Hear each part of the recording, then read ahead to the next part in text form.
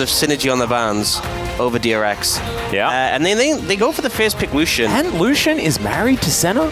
I think there's synergy that's still still going. Still following that. I'm honestly not a huge fan of the Lucian first pick.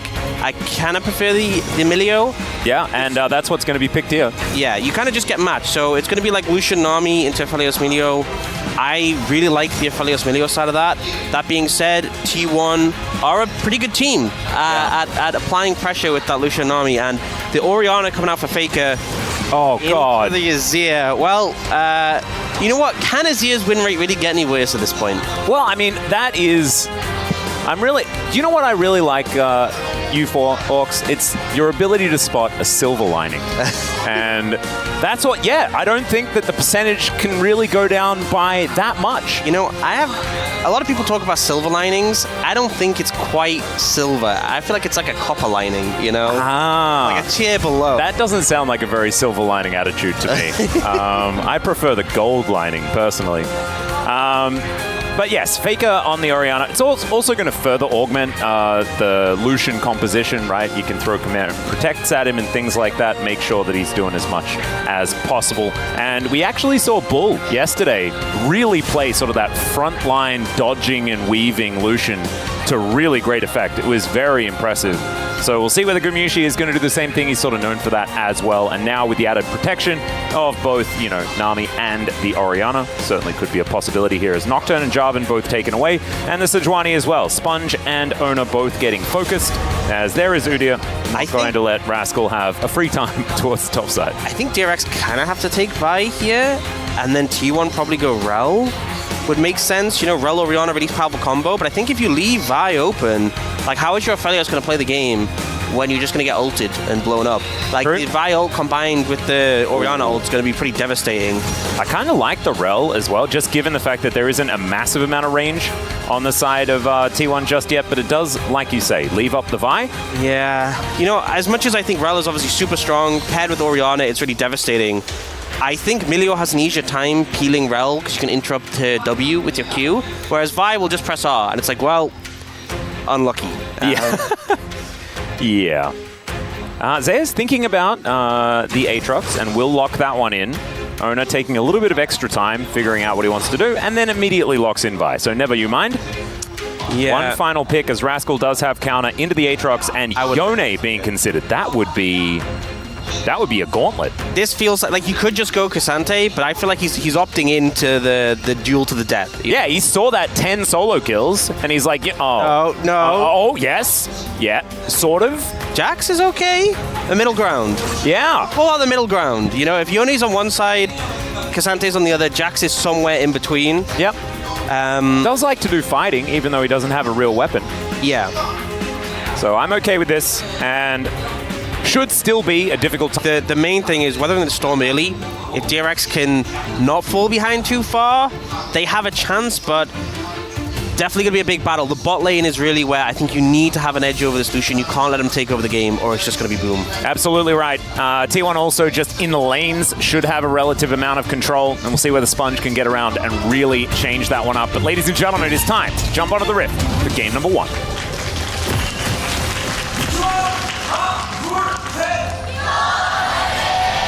소환사의 협곡에 오신 것을 환영합니다.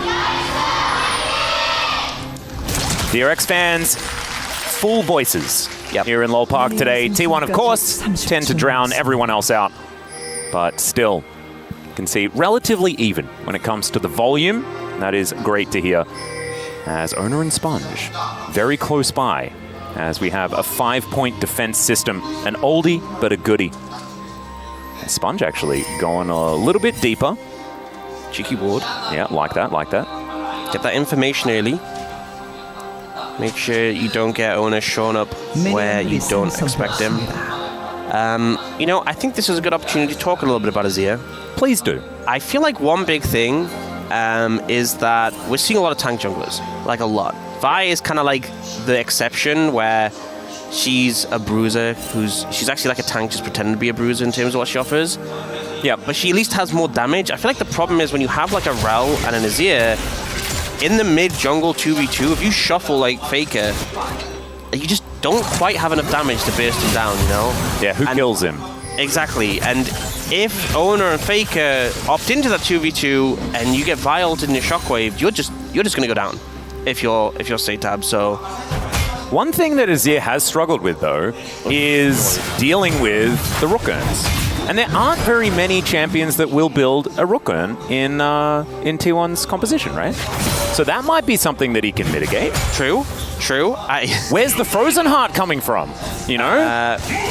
Yeah, actually, that's a valid point. Probably not going to see a Frozen Heart anytime early. Like, Owner's probably going to go... It might be third item as Gumayusi is going to be exhausted here very early on. Hits the level 2 and just dives on top of Teddy and Pleta. Yeah, Exhaust taken by Teddy. It is interesting. Yeah, interesting, because normally we get the barrier heal combo just to try and mitigate the burst. Going for the exhaust here instead. Does mean that if he dashes forward and presses culling, then you can mitigate a lot of culling damage. I feel like exhaust is relatively valuable there. Yeah, I also think that one big thing is that for a big reason why we saw exhaust not being taken for a while with Lucian is because Lucians would run cleanse and they would just cleanse it and then you didn't have the option to do anything. But obviously Gumayusi has gone the ignite, so still a big ability to just mitigate that damage. We'll see how it does work out as this game continues. Rascal doing pretty well. Yeah, pulling out the ranged minions before he does decide to head home. Does get himself a nice little back timing there. Double crash of the wave. I'm pretty sure. I think some of the ranged minions may not necessarily get there, but still, good time to go back home and does collect a cull. So, investment banking early on here for Rascal. Teddy with the help of Pleta, able to land a really nice trade there onto Gumayusi. Yeah, I mean, we're only 3 minutes in, but this is a good start for DRX. Yeah, I would say so. And we're going to stay positive. Oh, that was... Okay, cut the video. As we can see, low health bars everywhere. Satab almost just solo killed here by Faker, who needs 9 kills for 3,000. There is a Shattering Strike. Crash down, but a bit of a crash in the jungle just in general there from Sponge, unfortunately. Owner is going to be able to achieve full control. Should be able to grab a couple of scuttles here as well off the back end after both junglers have completed their full clears. I think I just spoke a bit too soon, you know? Yeah, it was, I mean, I didn't want to say cast a curse or anything like that because you are the silver linings guy. Yeah. Or at least the bronze copper linings. Copper lining? Yeah. Well, the copper lining is they didn't actually die there, so... There we go. Didn't flash either. Yeah, exactly. You know, I would go as far as to say that's a silver lining. You know, I think up to tier. I think that is a full silver lining. Well, there also, you know, there isn't any Rift Scuttlers to take, but still only a camp behind is Sponge. And he will be able to find some of these angles as this game goes on. Zeus finds an Infernal Chain, cut the video, and Gumayusi taking a bit of damage here. Good fire kick, and actually Teddy going forward. A couple more autos and he's dead, and that's first blood for the bottom lane of DRX. That's not even silver lining. That is just great. Yeah, fantastic. Teddy and Pleta winning out the 2v2, and this is one of the weaknesses of Lucian Nami in the early levels. You don't have the burst to 100-0, and once your cooldowns are gone, you're kind of just auto-attacking as a Lucian, which never feels that good. So Teddy and Pleta managed to just match up to them. Pleta going to get bubbled, and no way he dies. There's no... I'm just going to keep saying it. Carrier does have flash, but doesn't have enough mana for ebb and flow. If he could have just flash W'd himself, then it could have just been a dead Pleta. But didn't want to go too far, as of course Teddy was up and available. And Sponge going to be able to take one of these Void Grubs. Owner going to deal with the remaining 2 by the looks of things. Wants to push him out, but you can see Satab, he's going back, doesn't have teleport. Faker's still here. So that does mean that this is very dangerous for Sponge. Yeah. I will one grub apiece. Kevin, Steve, just both taken away. Bob just by himself. The big thing with getting the first Void Grub is that... Oh, okay, a minute. Rascal gets a flash out of Zeus here on this top side. Oh, no. And Owner is back again. That is going to be a secure. Very nicely done there by Sponge. Collects 2 of them. But yes, what's good about taking the first one? So the big thing, you know how with jungle items you get extra XP for every camp you take? Like the big monster gives you like 80 extra XP roughly, right? Yep. We'll watch this replay first and I'll get into that. But yeah, so Gumayusi's low on mana, uses his combo, and then there's just nothing left in the tank here, and he's stuck up close. You can see he's trying to get to the wall to flash away, doesn't get it in time, just beautifully disengaged, but... Satab is... That's not the lane, that's the river. Faker is going to get shuffled, actually. Delivered to Sponge. Flash Ash to come through, but Sponge is immediately flashing after him. Faker could die as well. It's a decent shockwave, but it ain't going to save him. And Satab moves DRX to 2-0. What a start, honestly. And they're able to find the 2v2. Faker just a bit overconfident there. You know, I was talking about would they have the damage? It looks like they had enough. They had enough damage in that situation. Took a bit, but they finished him off. Man, that was... This is not a DRX that we just witnessed lose a game to Bro. You know, that was a difficult series to watch. You know, we joked about it. Yeah. Lured them into a false sense of security. T1 confident. Oh, you know, we're 3-1, they're 1-3, but DRX have started off really well. And this, you know, I didn't want to say it, right? Because this is a very different story to what we saw yesterday. D+ versus Guangdong Freaks. It was D+ that was playing more of these mid-range compositions, mid-game compositions, around Lucian, things like that, and it didn't work out for them. There were a lot more whoopsies that I don't expect T1 to make, but maybe we do need to have that conversation about the fact that DRX does have a lot more longevity to this composition, and if T1 don't start that snowball rolling, things could become difficult. Rascal coming forward as Sponge is here again. Remember, no flash on Zeus. No Umbral Dash either, as there is the Magnet Storm. They didn't even want to invest it, as Leap Strike comes in and the flash has to be used, but Rascal is able to lock down the kill. That was almost a flub, but they nailed it in the end. Yeah, so well played actually at the end. You know, Rascal goes in for the finishing blow, and Sponge just tanks the tower, makes sure he's the one with aggro. There's still a CS lead for Zeus in this matchup, but really nice gang coming out from Sponge. He's been doing a solid job so far. Man, this wasn't on my bingo card. There's a lot of things that haven't been on my bingo card over the last couple of days. This is certainly one of them. As Owner is going to lock down the first Drake of the game. And it's only 300 gold, right? But when DRX are winning like this, after the woes that they have had here in the LCK, this is not the 2-0 winning streak that I was expecting for this squad. Yeah, and it was just a really nice shuffle there from Satab. Timed it for when Faker threw the ball out to make sure there wasn't really any recourse immediately, and then had the follow-up.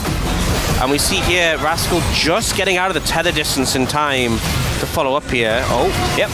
Owner is going to go a bit aggressive onto Pleta, but Teddy might have been his target. Now Kerry is going to come on over. Teddy is in so much trouble. There he goes. Faker moving in as well. Flash out from Pleta.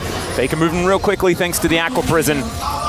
More like freedom here as T1 will be able to take down Teddy, the prime target here on DRX, and now move towards more plates. And I'm really glad that we got to have that moment where we were talking about DRX and doing some winning around the map. Like, it's those moments that we really do need to cherish, because now T1 move towards a 500 gold lead. They have a lot of control towards the bottom side around that turret, and the more they're able to open up this map, the more they will be able to get that snowball moving as we see how this all occurred. Yeah, Teddy just kind of completely overstepping there. I mean, the important thing is they don't have the level 6 from the Milio to get them out of the Aqua Prison. Now they're super low, and Owner actually kind of baits this here, so goes in initially, and then he kind of backs away like, oh, I don't want this, waiting for the backup from Carrier, and Carrier gives him the boost, gives him the extra damage just to make sure he gets the quick kill. And then a nice flash from Pleta at the end, reads that one from Owner well, but solid play from T1. You know, the game looked like, I won't say it was getting out of their hands, but definitely had a really strong start from DRX, and they have made that answer back. Yeah, and I don't want to take anything away from DRX and their ability to find a few picks in this early stage. But they're going to need more than that if they want to actually win this, especially now that things have become a little bit more uphill. Sponge coming on over, though, and if they can lock down 5 grubs, that is certainly good news. Owner moving on in here, though. Oh, no. And Zeus in position at the same time. Cheeky little smite to deny the mites. And that is enough for T1. Just going to back away, allow 4 to go over to DRX. Yep. I mean, the big thing is they deny the Fifth, they deny the little Void Bub spawning. Yep. But also, the way it works, so as I was saying before, the jungle item gives bonus XP when you clear a camp, but you only get that on Void Bubs for the first one you killed. Ahaha. So Owner, he's only gotten 2 Void Bubs, but he actually gets quite a lot of XP from that, so it is pretty significant. The remaining 2 aren't worth as much investment, and it's the first one that each jungler gets. It's not like just the first one. So, you know, if Owner gets the first one and Sponge gets the second, they both get the bonus XP. Yeah, and so that's why we often see junglers moving in, taking 1 grub, and then continuing their clear from that point on to try and get towards that level 6 as soon as possible, things like that in the early stages of the game. Very cool. And DRX yeah, it's not over, right? But we can see even though Zeus went down towards the top side, he still has a 20 CS advantage. Rascal had been trying to move over to help out his mid lane. We'll ignore the fact that he just missed a cannon.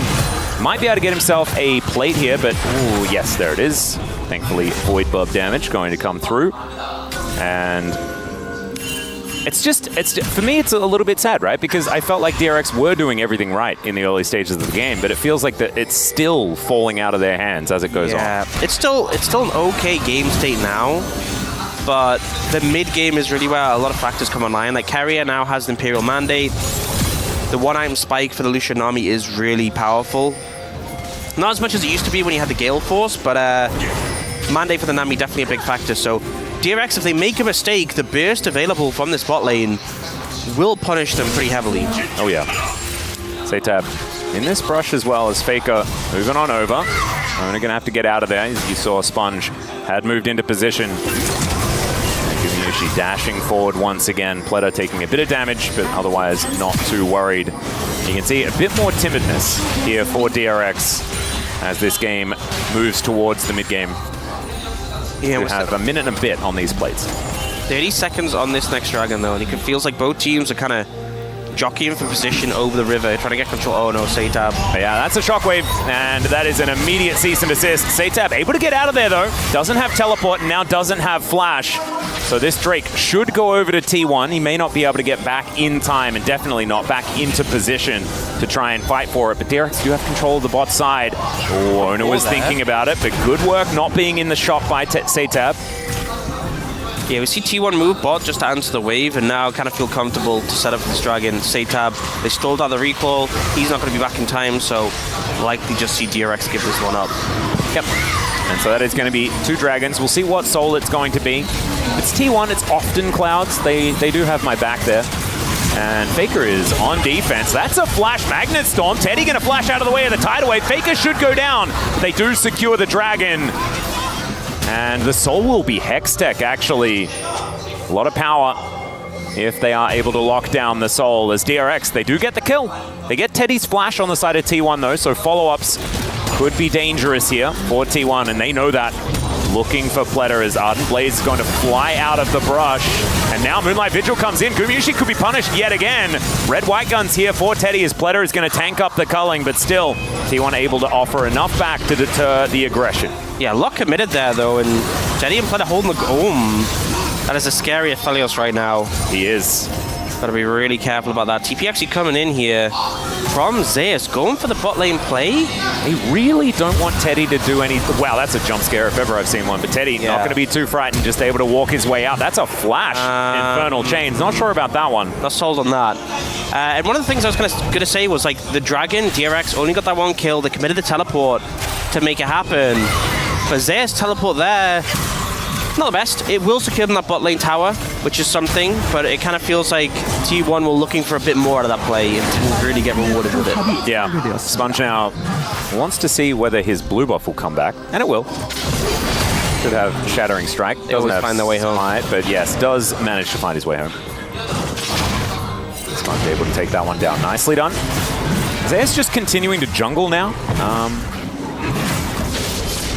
Wondering what is next here. Does have the Lethality Hydra. You can see that replay here. I guess they just didn't have clear window on what the health of the Dragon was, so they commit for the kill on the Faker, which is great, but Rascal being in the TP here doesn't really amount to much, unfortunately. And now, with the Vina Hextech Soul, with T1 already having a 2-dragon lead, DRX in terms of gold aren't really behind. They're kind of okay, but they're going to need to win this next dragon fight. They're going to need to put a stop to the dragon stacking. And Sponge is looking to put a stop to Zeus here, who doesn't have flash. Remember, Magnet Storm comes down, Emperor's Divide, and he's just going to be swept under the rug.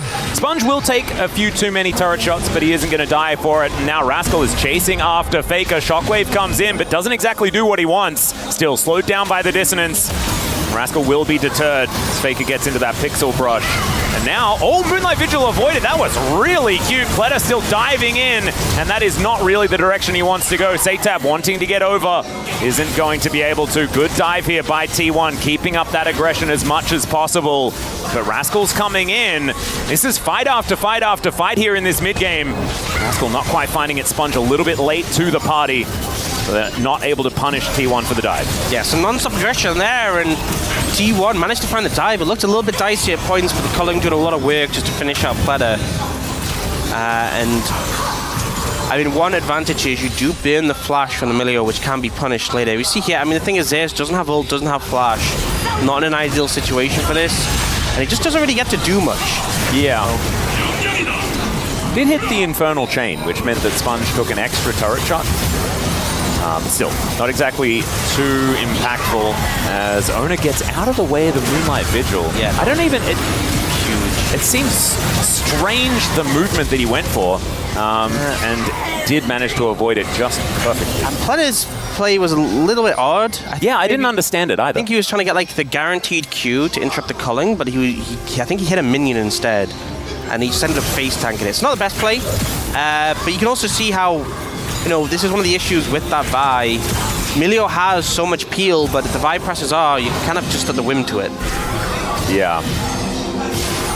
But keeping up the aggression, keeping up the tempo, T1 trying to get to a larger gold advantage. Right now it's really not even evident as Sponge is going to park the Rift Herald probably into this turret. There we go. Look at that. Look at that driving. We've seen definitely some flubs with the Herald drive. Yeah, Lucid is taking notes right now, dude. Yeah. 100%. That's going to be on the test later. And you know, for anyone who's keeping count, so we said before the game started that Faker needed 9 kills to get 3,000. So far, he has gotten 0 of those 9, so still 9 to go. 9 to go, yes. Good. I'm glad that we're keeping tabs. Yeah. No change. Sponge going to be able to take away a Raptor here. Faker still scaling, of course, as this Orianna will start to do more and more damage as more items come in, only on 1 at the minute. And Ona clearing out vision. We have the next Drake in 10 seconds time. That's why we see everyone congregating. Rascal and Zeus, both with teleport. Rascal has his flash, though. Flash counter-strikes can be devastating in these team fights, and DRX are getting closer and closer to team fight ready. T1, well and truly there. They want to be starting fights as often as possible.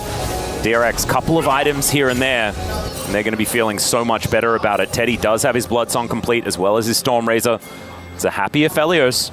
2, 1, and 0. He's down on farm, still probably pretty happy about how the situation is going. His owner is spotted on vision. DRX immediately back away towards him. Yeah, Rascal is actually going to, like ships in the night. They do go past each other, but there is a flash counter-strike, and Ona, he's gone the wrong direction. Gravitum is going to be picked up by Teddy, and that means that there is no way out. Somehow the kill goes to Pleta, but that is fine. There is no jungler. This might be a dragon opportunity for DRX. Yeah, big mistake there, Ona. I mean, it was a really good read from the side of DRX, spotting him out with the blue trinket. Just collapsing down, and Rascal, perfect timing coming from the base to answer that. Ooh, Zatab's positioning a little bit scary here, but you can see his posturing, trying to find an opportunity for that Emperor's Divide. Teddy gets vision down, spots T1, and still standing his ground here. I don't know about it. Damage. Yeah, does have Pleta there in his back pocket. Usually able to offer a lot back. So without Smite, they do have teleport, and T1 is still wanting to fight for this one. That's a flash over the tidal wave. Shockwave comes through though, and that's a great double bubble. Zeus able to take down Zatab here as the dragon is still amongst it. It's a double kill for Zeus, who is just a wrecking ball. And they were a man down, but T1 is still making it work. Make that a triple. Oh no, it's a catastrophe for DRX. It's all falling apart, and honestly, it felt like they tried to go for the engage, they tried to go for the turn, they couldn't quite connect onto the right targets, and this Aatrox just kind of slid into the back line and demolished DRX, and now T1 should be able to secure this dragon. I think DRX need to rush straight, should be able to secure the Baron, and DRX need to rush to the dragon. If they lose Baron and dragon here, it's going to really be rough. Yeah, and you can see Faker teleported to the bottom lane. He knows that this Baron is well and truly T1's. Now going to be able to take it down. Of course, it is on spawn, so it takes a while to kill it.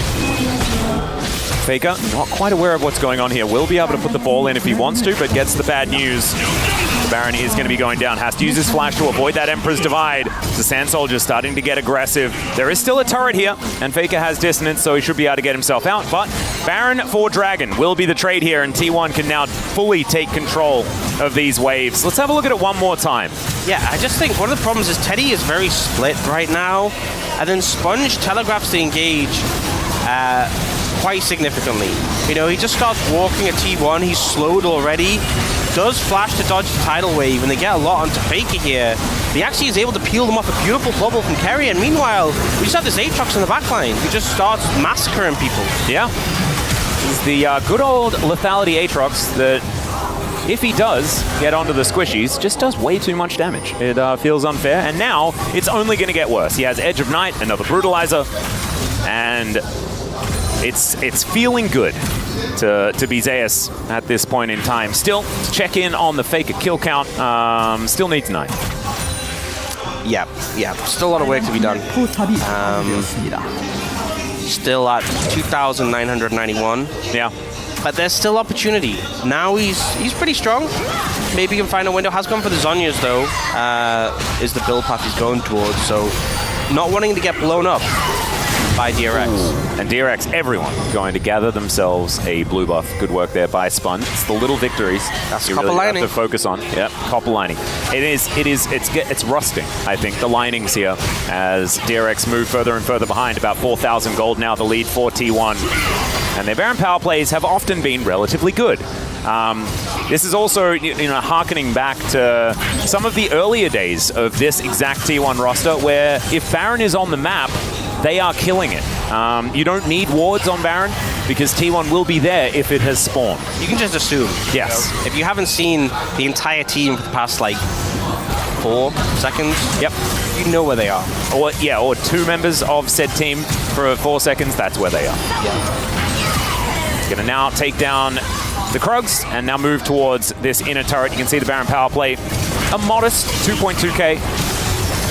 T1 still wanted to augment that further with the remaining 30 or so seconds.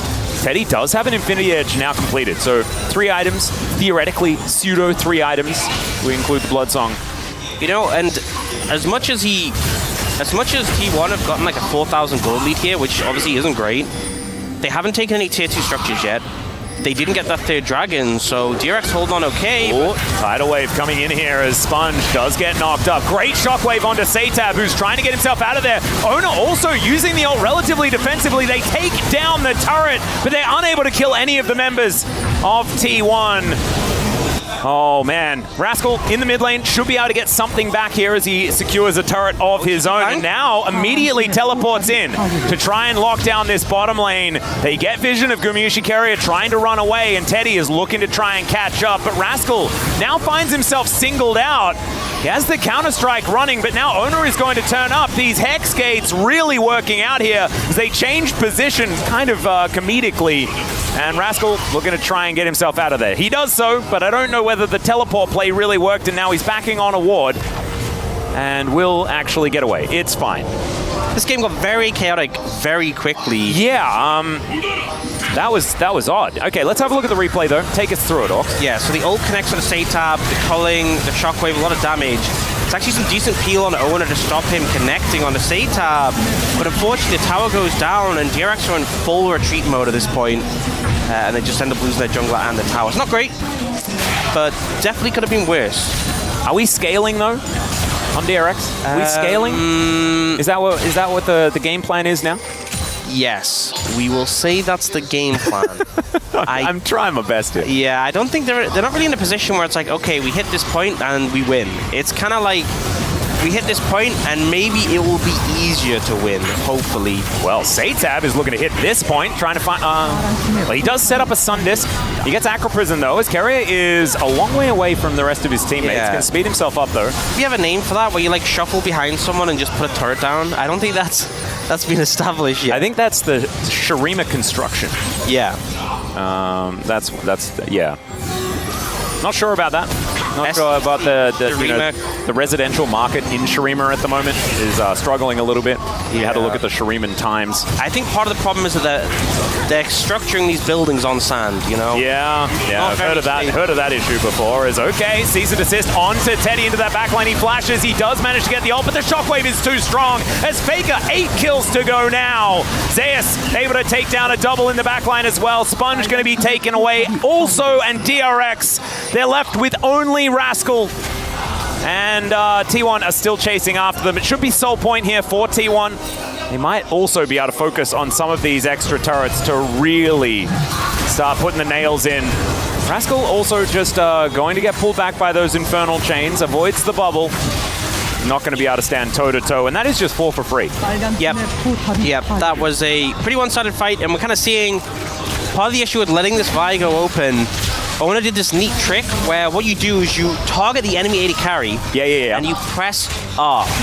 Oh. Very effective, very strong strategy. That was what he did. Yeah, not too much you can do in response. Teddy really you're kind of locked in there, and we'll see the replay.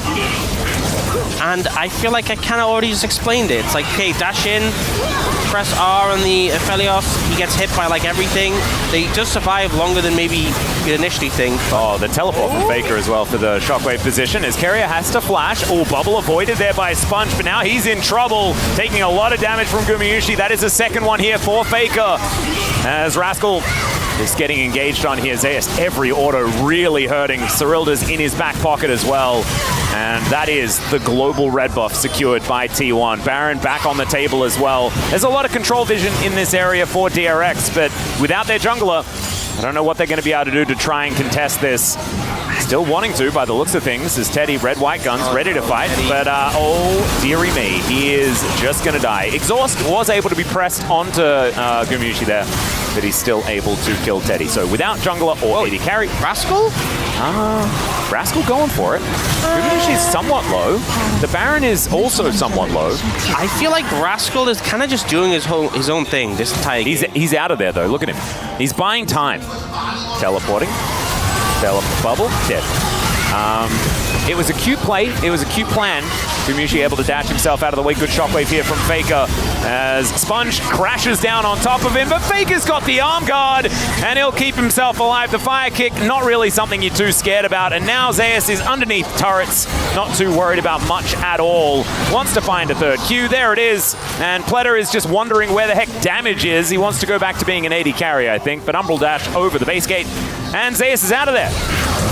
And now T1 are just going to rain hell down on the rest of DRX. Pleta is... Leave him alone! Oh, it's so cruel, isn't it? That's another kill. There's the ace, and T1 will now just destroy these Nexus turrets and take us to a game number 2. But one thing I do want to take away from this is the fact that DRX looked relatively competitive in the early stages until they absolutely didn't. It was going so well until it stopped.